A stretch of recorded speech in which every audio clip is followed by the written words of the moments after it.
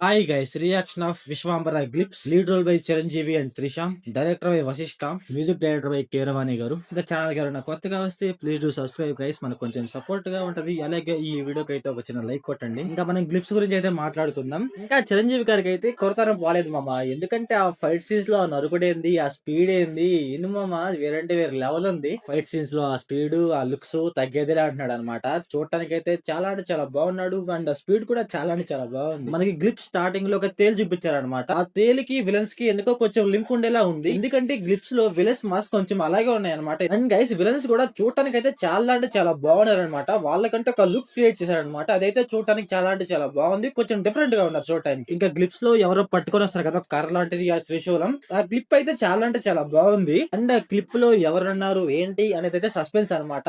But ఆ character అయితే కొంచెం పెద్ద క్యారెక్టర్ లాగే ఉంది మూవీలో. అండ్ గ్లిప్స్ లో గైస్ బ్యాక్గ్రౌండ్ వాయిస్ గైస్ చాలా అంటే చాలా బాగుంది అనమాట. ఆ బేస్ వాయిస్ తో అలా మాట్లాడుతుంటే చాలా అంటే చాలా బాగుంది గైస్. అండ్ ఒక సీన్ లో శివుడు లింగం మీద ఒక బ్లడ్ వస్తా ఉంటుంది చూసారా, ఆ సీన్ కొంచెం పర్ఫెక్ట్ గా ఉంటే బాగుండు అనిపించింది. ఎలా అంటే బాహుబలిలో వస్తుంది కదా, కొంచెం అలా ఉంటే బాగుండు అనిపించింది అనమాట.